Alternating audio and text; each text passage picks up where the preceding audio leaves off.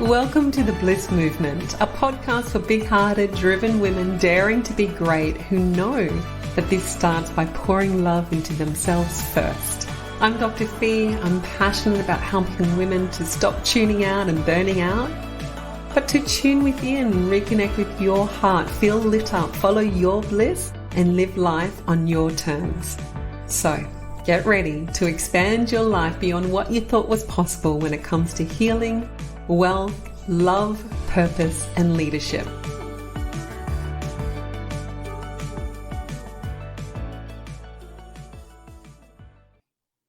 Here's the thing. You can still be highly functioning and be burnt out or stuck in a survival mode.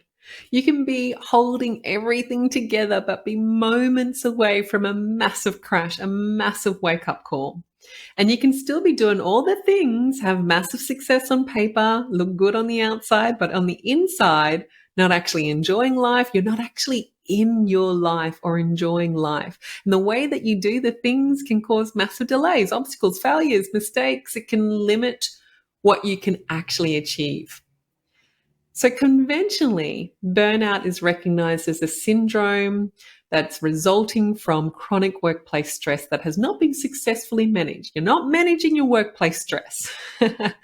So in 2019, just as the time of me leaving medicine to become a Burnout to Bliss expert, supporting professional women overcome burnout, WHO actually recognize burnout as an occupational phenomenon.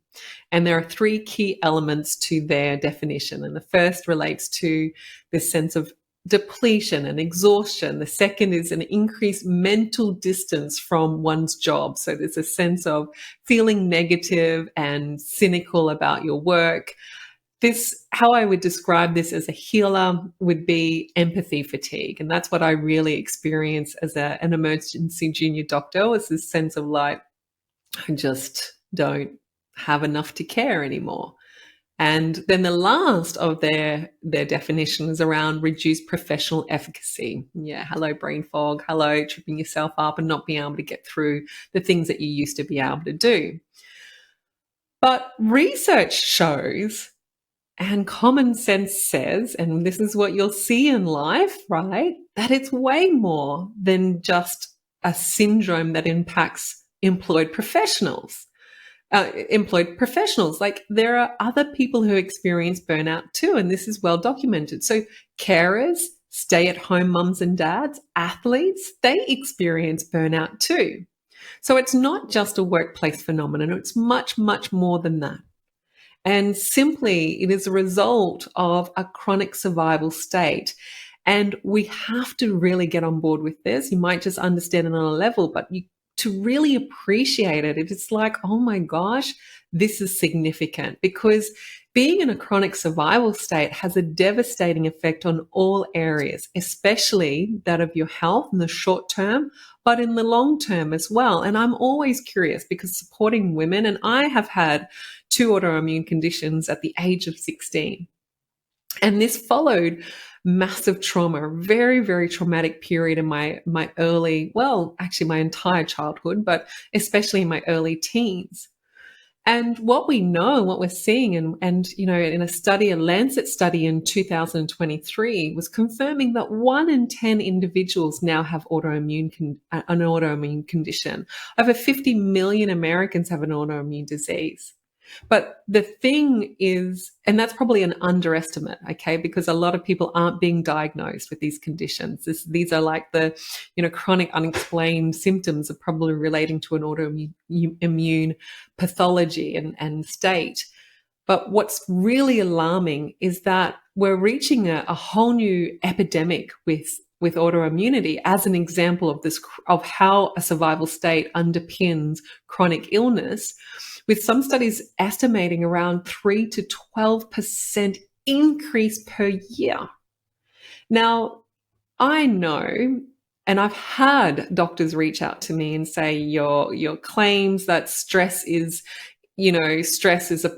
related to chronic illness, it's unmet. And actually, no, there's more and more evidence coming through. And actually, just because there's a lack of evidence as well doesn't mean that we don't rely on science and biology and physiology. And I can't tell you, like when I went through school, what we learned that is if you're in a sympathetic dominant state, it means you have an absence of the parasympathetics. And the parasympathetics is what is responsible for healing and homeostasis and repair. And when we look at immunity, we get a loss of immune tolerance when it comes to a survival state or the sympathetic dominant state. And so that is the foundation of autoimmunity.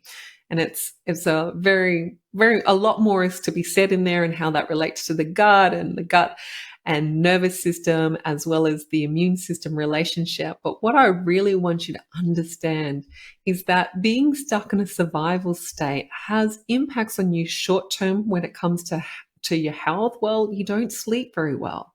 You're more likely to wake up with feeling unrefreshed and brain fog. That impacts you have a hormonal, your hormones are impacted. Why? All your hormones speak together. Okay, and so if we are impacting our cortisol levels, which is our key stress hormone, then you're going to experience problems with your sex hormones. You're going to have problems with your sleep because of melatonin, the cortisol sleep-wake cycle.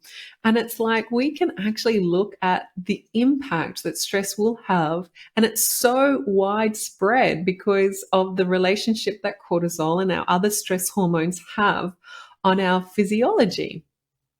But it's not just health. If you're feeling exhausted and you're wired to look for threats, you're focused on worst case scenarios, you're having feelings of cynicism, it's not just at work. You don't just go to work and feel burnt out. Burnout is an experience that you have all of the time. You feel depleted, you feel exhausted, you're feeling wired and hypervigilant all of the time. So of course your partnerships are going to be impacted. And this is one of the most heartbreaking things to see women in, like where they are living life incredibly limited because they're either moments away from burnout. It's not like all of a sudden, hello, I'm in a diagnosis of burnout. I mean, this is a spectrum. This is a spectrum that goes from, overwhelm to anxiety and stress and survival state. It's you're anywhere along this spectrum to a point of absolute collapse and shutdown. And so, even in a state of overwhelm, your ability to be tolerant and compassionate, to be open, to want to be touched, to want to be held, to this is impacted, and that can really limit the flow of connection and love that you have between you and another person. And it's really hard to see women describing burnout and the impact of it in all areas of their life, but not having the resolve or the energy left or the grace to be able to make an important decision for themselves. And you just know that that's then going to flow into their relationship with their kids. And it's so sad to think that we, as women, as anyone, misses out on their life, because I really believe that we're worthy of a life that we truly, truly love. And so looking at this, because I do work with a lot of working mums, and, it's tricky. Often our career gets the best and then our children get the best. And then, there's little left for ourselves or our partners. That's pretty much the common pattern that I see. But, as we have a desire, like we have chosen to become a mum and we imagine it to be very different and we want to be able to enjoy it. Like there's such a gift in having children, right? Like the sense of fun and adventure and love and cuddles and all the goodness. But we can't enjoy it and we're not as present when we're feeling depleted, when we're feeling burnt out, when we're stuck in a survival state. Our physiology is just wired to go, go, go, keep ourselves safe, react, run over here, put this fire out and go here and here. And we become very transactional in life. We're like on the treadmill, like stuck in the hamster wheel. And that does mean that in the period of time where our kids are little and we're juggling our career, I mean, it's at the same time, it's crazy. It's such a difficult situation to navigate because, the time that our kids need us the most is also the time where we're building a career and, creating and cultivating wealth or financial wealth in our life. And so there is a juggle. And so if we're in a survival state of feeling burnt out, our children miss out. They miss out on who we are, truly. They miss out on those moments where, and I've just spoken to a client recently who's coming to work with me. And this is the thing. She's like, I do all the things for them, but I'm not really there. Like, they don't know who I am. I'm not actually able to have those moments of joy and play and spontaneity with them. But I'm there, I'm organized, I get them to all the things, I'm sure that all their needs, the physical needs, are taken care of. But if because she has this awareness, like, she's not, like, in her heart, she's not really present in life. She's always thinking about the future or stuck on ruminating about something that was said that day. And just this awareness, and it's such a horrible abyss to be in. It really is. It's a really big struggle because we desire, as mums, I really feel like we crave that connection with our kids. But I also am going to say, and this is not to beat up mothers, I feel like the epidemic of burnout, with our parents being in a state of fight, flight, and we're so isolated with less support and resources, more demands and pressures than ever before, there is a definite flow-on effect to our children. And I believe this is one of the biggest factors when it comes to the increased rates of anxiety and self-esteem issues, mental health issues in our children. I would also say that this has a big link to the rising rates of neurodivergence and diagnoses of behavioral and emotional difficulties with our children. And it's certainly not to bash up our mothers or fathers. It's not. It's to create a strong call to say, like, we got to stop normalizing a survival state, a state of busyness, doing, and that it's, and normalizing that this is just like, this is what happens when you're a working mum. Like, we can't have the balance. We can't have this opportunity to have it all. And it's just the sacrifice that we need to make. It is having a devastating impact on you.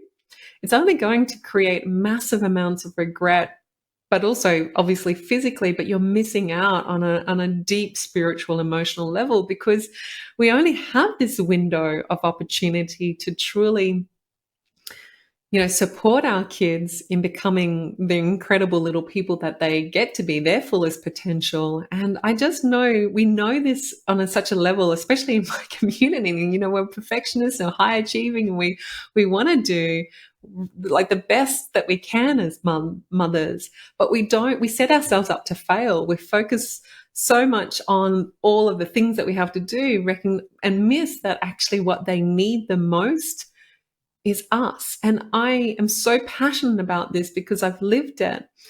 When my son Jarvis first fell unwell, and it was such a sudden thing, like, we woke up to him he'd lost the ability to speak overnight. He'd gone from a babbling 3-year-old, and then the next day, like, he was stuck in a loop, which is where he could only say the same phrase over and over and over for 24 hours. And it was like, I don't know. And he had so much inflammation in his body. It was head to toe rashes, had a really sore, painful bottom, his explosive diarrhea. He had such fatigue. He couldn't walk longer than 10 minutes. And this lasted for a very, very long time. It actually triggered this 2-year journey for me as his mum, and Nick and I obviously together. But as an integrative doctor, I was like, I just immediately got triggered into, I've broken him. It's my fault. I'm an integrative doctor. This shouldn't have happened. And I got to fix him. And I really abandoned myself in order to fix him and cure him. And I was in this state of like, well, you can imagine, I mean, I just have such deep compassion and love for myself at that time, because it was such a tricky time. I would never, ever wish that on anyone, to have a child with an illness. It's a hard thing to navigate. And so 2 years down the track, we get told it's a 95% chance that he's going to have a severe stutter for the rest of his life. And just thinking about what that meant, and like feeling such a depth of heartache, because at those 2 years, he had been buffered through his best friend, Finn, who I'll always, always love and cherish, always has a special part in my heart because, this is a time where speech development and friendship and socializing is so important. And him and his best mate had created their own language. And kids the best, like using hand movements and like he just had this grace, fortunately, to be taken care of at that time. And but that's not going to happen in school. And I'm projecting forward as to what that means for him and his mental well-being and who he's going to be. And I'm breaking down and crying and just being like, oh my gosh, like what? I can't do it anymore. Like I have run out of answers. We'd done everything. We'd done it all. Like we'd tried to fix him with specialists and all alternative healing and diets. And it's a whole journey. But in that moment of surrender, what I learnt and what became so clear is that I hadn't been meeting my emotional needs. I was in a state of fight, flight. And in my rushing, in my trigger, that was actually having a dramatic impact on him too. I could give him all the things, but actually me being in this state of like I got to fix, oh my gosh, like hypervigilance. Our children feel us. And this was he's a highly perceptive kid. He's so sensitive, Jarvi. He's highly empathetic. It's a gift of his. It's one that we're going to support him with so that it becomes a superpower, not something that weighs him down. And so, for me, it was like this massive wake-up call of like, Fee, to truly support Jarvis in healing. Like I get to support him in his own emotional regulation. And so co-regulation is a really valuable thing that we can give our children. And this is where, as we regulate ourselves through our breathing and coming back into that state of parasympathetic, like the activation of the vagal tone, and we're using our breath and we're creating what's called heart coherence. And it's where this beautiful state of relaxation and calm and homeostasis, our children regulate with us. They come to meet their nervous system is supported by our nervous system. And so, I've shared this story before and I'll continue to share it, but, through this beautiful surrender and through me waking up to my emotional needs and how important it is as a mum to take care of myself first, so that then on a level that goes beyond all the things that I do, on a level, I'm really taking care of my kid too. And Jarvis went on he's thriving. And, it was within that week, his stutter went from a 9 out of 10 down to normal, which is a 1 to 2 out of 10. And anyhow, it's an incredible story, which I'll share in more detail another time. But I wanted you to understand, like, this is why I'm so passionate about us normalizing pouring love into ourselves first. We got to stop making stress this thing and, feeling depleted and exhausted as just like a way of life. We gotta rise up against that. And we cannot wait for that to happen on an industrial or governmental level, because there's too much bias at play. There is too many other factors that don't want that to be the case. They don't want, they're all focused on other things like productivity, more like profit, because actually what the research says is productivity comes through pouring love into ourselves first. But, there's too much bias, and change at that level is so slow.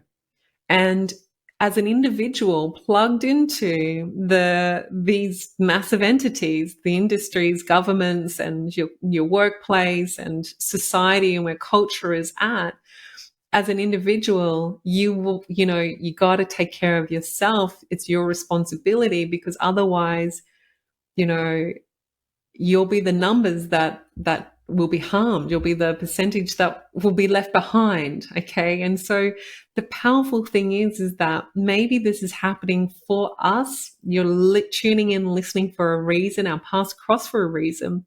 And my sisterhood So many of my clients are on the vanguard of change in their families, change in their communities, change in their respective industries. And I just love this because this is the ripple effect.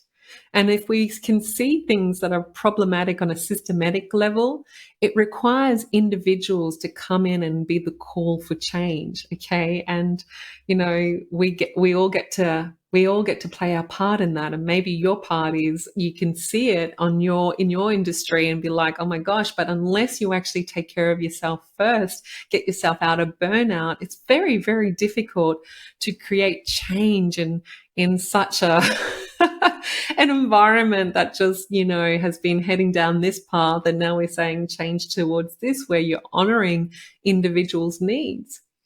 So on that note, it may not even just be on that level. It might be where you're thinking, gosh, it's in the strategy. Like, I got to leave my work. I got to go part time. Well, let's move to the country. It's going to be better there. Or let's go have a sea change or change. I've had clients who have changed it all. They've worked part time. They've sold their businesses. They've divorced their partner. Oh my goodness, they've changed countries.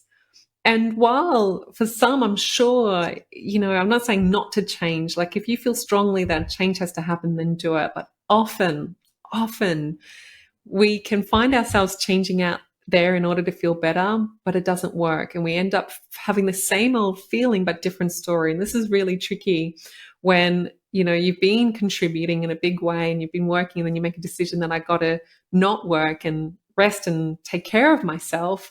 But then the guilt and the disconnection from your heart makes you feel even more frustrated at yourself. And then you spiral and the fatigue gets worse and worse. And that has happened to many, many women. And I have had so many clients who have come to work with me because they've tried all of that, but yet realize that there's something bigger at play here that is in our control, that we get to change out there, but also we get to change in here that will then support the change out there that we implement. And so the signs of burnout, if you can really appreciate the signs of what is playing out when it comes to being stuck in a sympathetic dominant state or a survival state. So this is the fight flight response. So we're having events happening in our life all of the time. The meaning we give something, which is based on the hypothalamus, it's a part of our brain, it perceives whether that event is a threat or not. And this is a key point of what is required in order to have lasting change.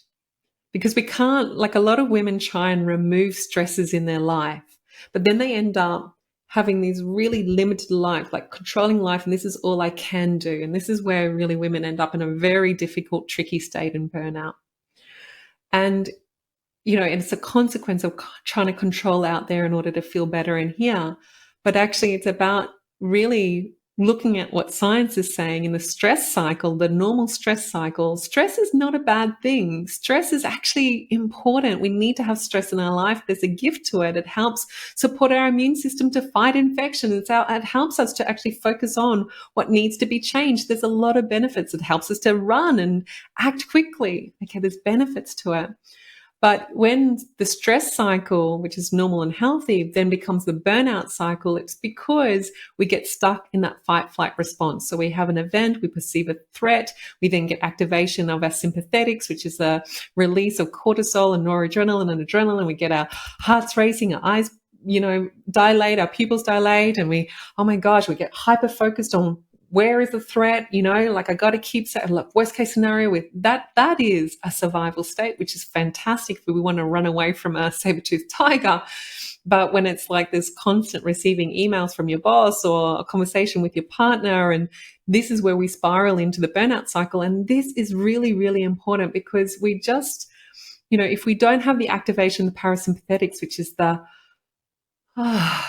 it's the big breath that we take after we've rushed, fought, fight, or sometimes freeze. The freeze is the real amplified effect of a sympathetic, like a dysfunctional nervous system.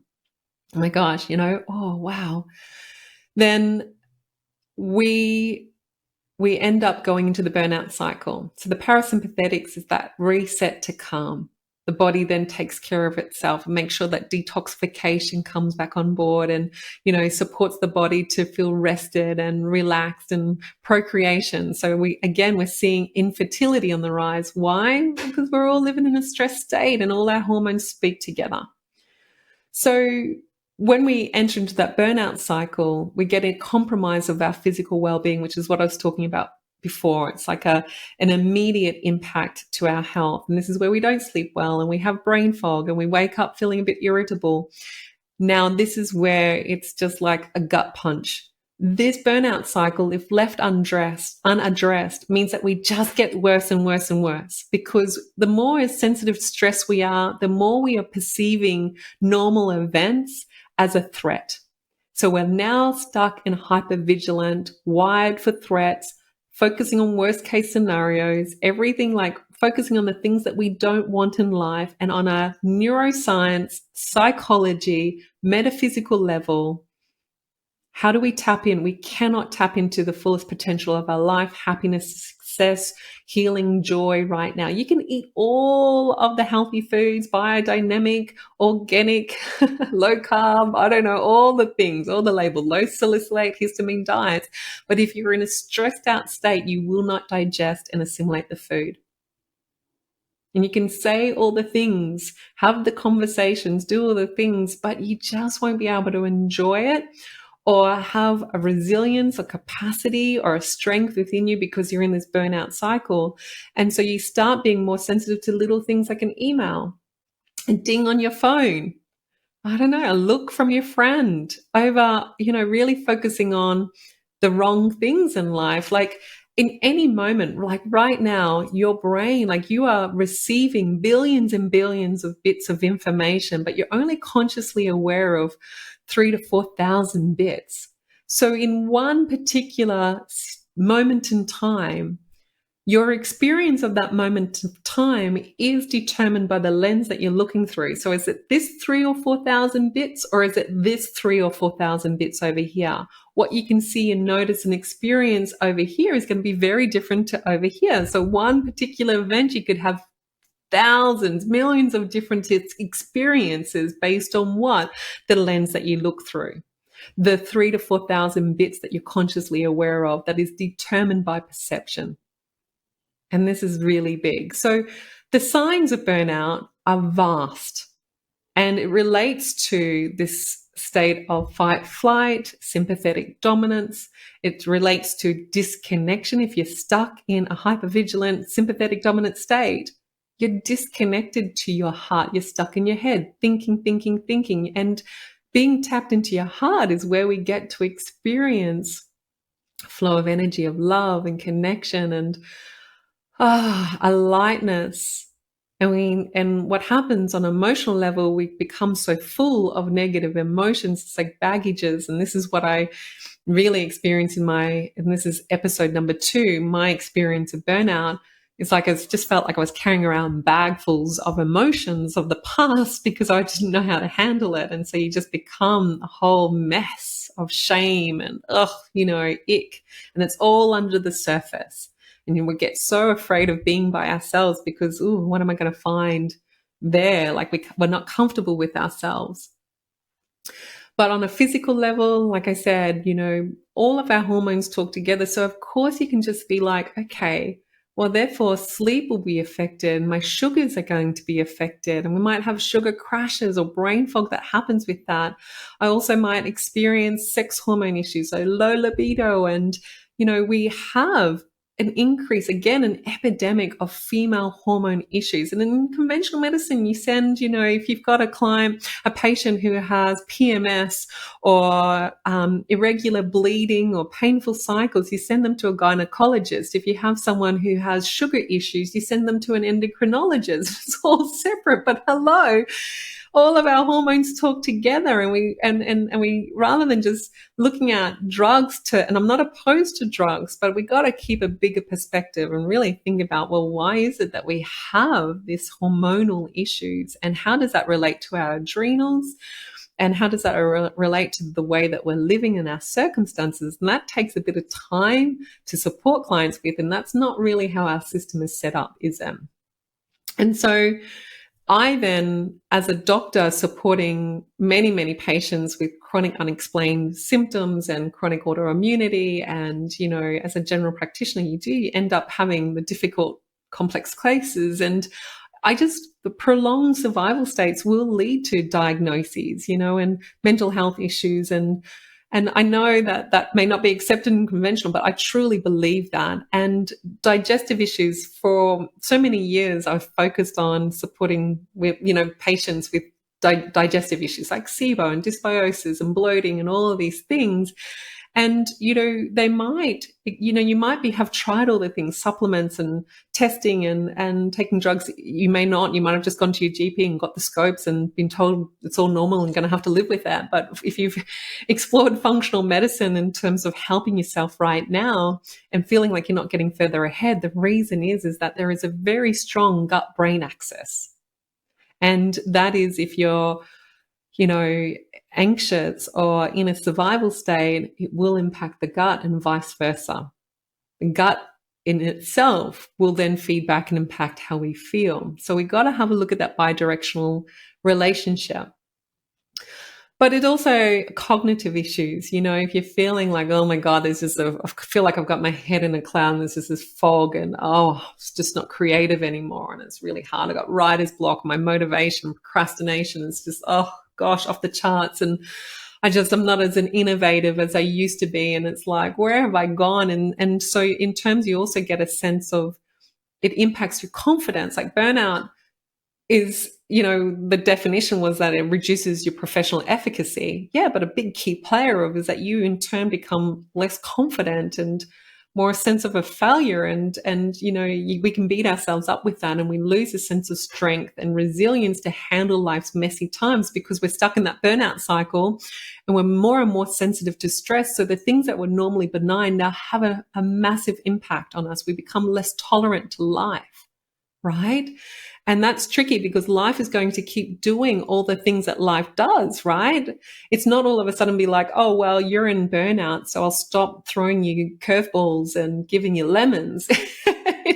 Life doesn't work that way. In fact, it probably increases more and more so that it's like the carrot or stick analogy. In my experience, universal love will give us a carrot or stick to help us to course correct in life. And so often we'll get even bigger of a stick. Like now we have a new diagnosis, or now we're having a divorce, or gosh, we're having a massive wake up call because of this disaster. That's the 4 Ds, you know, death, disease, disaster, divorce. And it happens.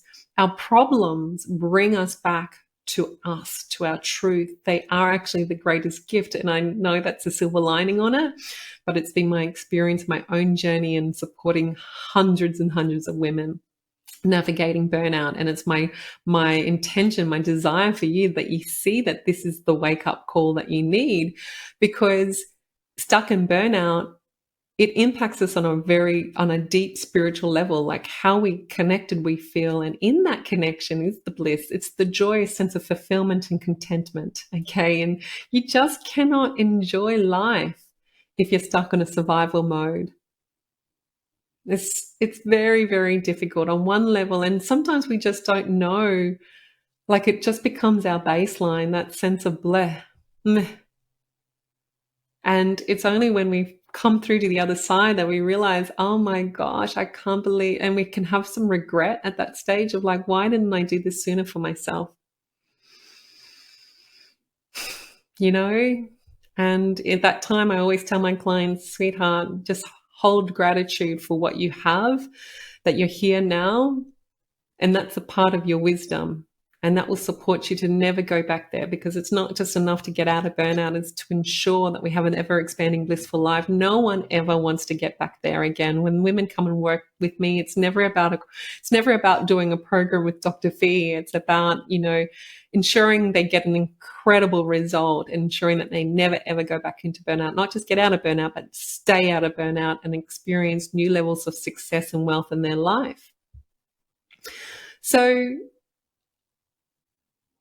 if it's not just related to work, as WHO says, it's an occupational phenomenon. And so we can then start looking at it at a different way, this different perspective, then what's the answer? And I've sort of covered this already in a little bit of detail. And, I guess it requires a whole thing, and slides is probably important. I invite you to check out some of my free classes and some of the other episodes here around, looking at science. Then it means that we get to support our perception of the events that's happening in our lives, how we think, how we feel, how we react, our experience. That's really important because that's going to support us out of the burnout cycle to get back into a normal stress state. Let's not try and focus on reducing stress. Stress is going to happen. It's about how we see events. That's so, if we're reacting, if we're resisting life, that creates stress. Resistance equals stress. Yeah. But we can support our perception to support ourselves to get out of the burnout cycle and back into a normal, healthy stress cycle. Activating our parasympathetic so that we reset to calm and we really support our nervous system to be healthy and flexible so we can deal with and be adaptable and to stress and life being messy. It's also about how to really support ourselves on a mind, like our humanness, the emotional part of us, the part of us that does suffer and experience pain. We can't avoid pain, but we can avoid the suffering. And this is also this process of then giving ourselves permission to tune in, like get to know ourselves in a deep, profound way and tap into our own wisdom to make better decisions for ourselves at every single step of the way. Again, something I'm so passionate about because it's about having a soul-aligned life, which is a way of saying, tapping into your own answers, solutions, trusting yourself, meeting your own needs so that every step is really the greatest potential for you and in the end for the world. Now, I invite you, taking a nice deep breath in, I invite you to really take all of this information, this shift in perspective as to what burnout actually is or isn't, that it's more than an occupational phenomenon. All this information that I shared with you about being in a survival mode, and I'm inviting you to hold up the mirror in your own life. Is there an opportunity to see something that you previously couldn't or chose not to? And stay curious. This is not a time to get all judgy about yourself. This is a time to really practice being curious and use what you see and tuning into, like how your relationship is with your partner, how you are showing up as a mum, how you get to support them, where your kids are at, where you're at with your work. What are you putting on hold? Where are you at with knowing yourself and really making a really powerful decision for you? Use it all as feedback to fuel your dreams, not to beat yourself up, not to sabotage them. Fuel your decisions, fuel pouring love into yourself first so that then you can transform your life from the inside out.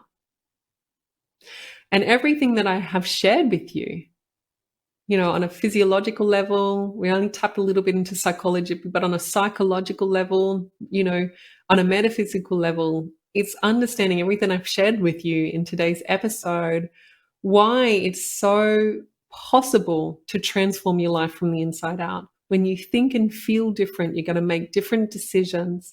You're going to respond differently to life, to the events that are happening in your life, and in turn you're going to experience life differently, that then supports you to think differently, that then supports you to feel differently, that actually impacts your decisions that you make and the actions you take so that you be different in life and that you experience life differently, and so on and so forth. And everything in your life is an extension of you. And this can be like, oh my gosh, but actually it can fuel you. Because when you truly align with the fact that how you feel and how you are in your relationships actually contributes to your relationship, it means that you can do this work, like use it to fuel your decision to take care of yourself, to pour love into yourself first, like use it to really fuel your decision to get out of burnout. Because Others flourish. Your children will flourish like Jarvis did. Once I realized, oh my gosh, it's time for me to stop chasing and trying to fix and instead take care of myself. And then his little body could relax, and oh, things just shifted from then after 2 hard, long years doing all the things, all the strategy, working with all the people. Now, am I saying that that's going to happen with you straight away and your kids if they've got all the diagnoses? No, but it's certainly going to help you to advocate for them and find the right solutions for them and have the capacity and have the space in your life for what's most important. And it's so, so important. Others flourish, your career flourishes, everything's an extension of you and your life. So I know it's been a big conversation. We're talking about some really heavy things, but sweetheart, this is like, oh my gosh, when we have the knowledge, it supports us to make better decisions for ourselves. And if you're really, really, keen, like this is the time and you're ready to make such impactful change in your life, then I invite you to apply to work with us in Expanding Bliss, because you get all the things to support you in getting out of burnout and claiming your bliss. And in turn, it's not just for you. It's like, as I shared, it's everything for the world, for the people you love and your career. It's the best thing that you can do is to invest in yourself. It gives you the best return on investment. And so, yes, click on the link and apply to work with us. And if you're the right fit, then we will jump on a call together, me and my team. And it's just knowing that you get to be supported by a framework that is comprehensive and really weaving together the science and the spirituality. It's not just enough to have knowledge. So we've got to be able to incorporate this, address the things that we need to address in the right way so that we become the greatest advocates for ourselves, that we become the greatest versions of ourselves in life. So hope this is I really look forward to hearing from you, and I hope you have a fantastic day. Bye-bye. It has been so beautiful spending this time with you. If you found today's episode inspiring or helpful, please subscribe, give us a good review, and share the love. I invite you to be a part of the Bliss movement. Join our Bliss Sisterhood or apply to join my Expanding Bliss program. The links are in my bio, and I cannot wait to be doing live with you soon. Stay tuned for the next episode where I'll be sharing more training, stories, strategies, and solutions to guide you towards your bliss.